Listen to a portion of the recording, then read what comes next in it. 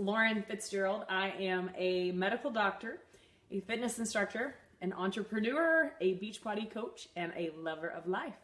And tonight I wanted to talk about something that I think is kind of important, and I was thinking about it as I was chopping vegetables, making my dinner after class tonight. Point of this, I was actually chopping Brussels sprouts. I roasted Brussels sprouts and some onions and had some dandelion greens, and it was awesome. April's Fool's joke, right? No.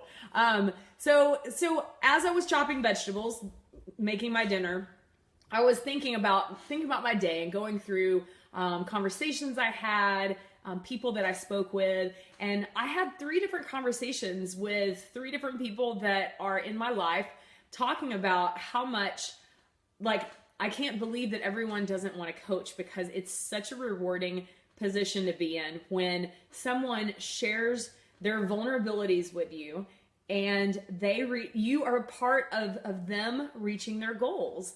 And it's amazing. And I don't know why anyone would not want to be a coach, because that's my job, is to essentially believe in a person so that they can believe in themselves. And, I was just thinking, I'm like, that's so easy. It's so easy for me to do, to help people believe in themselves. And then I started thinking, I'm like, when in my life have I needed that? And it brought me back to a time when I was in dance. And so we moved from the big metropolis of Brownwood, Texas, when it was the summer between 3rd and 4th grade. And this was the first time I'd ever moved to a different city. And any of you guys that have ever moved to a different city or town when you're little, it's stressful. You've got your set friends and everything kind of changes, right? And when you go to a new place and new friends and new everything, your identity is kind of shaken, right?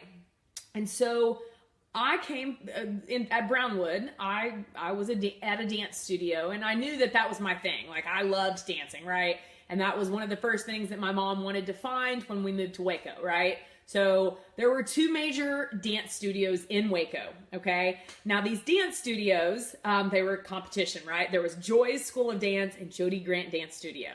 And Joy's, I don't know why we went to Joy's first. Oh, I remember why. Because my dad's boss, his daughter, Marissa Gillum, was one of, that she was like the main dancer there. And so he was like, oh, you have to go, Marissa goes there and you have to go to Joy's. And so I go to Joy's, and it's just a bunch of snotty ass people who think that they're better than everyone else. And I knew I was good, but there was no acknowledgement of anything in me, right? And I went there, I think my mom paid for a month, and I just was miserable. I didn't like it. I didn't look forward to it. And that was unlike me, because I loved dance, right? And then I went to Jody Grant Dance Studio. And that place, I've got so many fond memories. The dance studio was my second home, right? And I see Claudette is on, and I'm hoping that you're doing well. Claudette is another dancer who has grown up with dance, loved dance, and has used her dance history to be a dance fitness instructor. She's awesome. Love you, girl. Hope you're doing well. So I went to the second dance studio, right? And Jody and her daughter, Vicki Grant, which I'm friends with both of them. I'm not sure if they're on. But I remember that first time that I was in just taking class, right? And I remember them watching me and them speaking to me and my mom after class. Sorry, y'all. Apparently phone calls at this time of night are happening. So I remember when Jody and Vicki pulled my mom and me aside after class and was like, we see a lot of talent in Lauren. And for me, that moment, I'm 10 years old at the time, 10, 11, no, yeah, 9 or 10 actually. That meant everything to me. That right there Because, okay, my mom and my dad believed in me, right? But to hear someone external from me that saw something in me, that was the game changer. And that's what we do as a coach, is we basically show people that, hey, I see something in you. I see something in you that I know that you can do this. And that's sometimes all it takes. And so for me, I want to ask you guys, who in your life needs to be reminded that you believe in them? And it doesn't have to be their health and fitness journey. It can be something else. It can be something, maybe they're struggling. Maybe it's a college student. My daughter, my stepdaughter, who's a freshman at ASU, it's been a rough year for her. And I was FaceTiming her last night, and I told her I believe in her. I believe she can do this. And sometimes that's all we need. Now, of course, a parent, you're supposed to believe in your kid, right? But who else in your life? Maybe it's someone that you work with.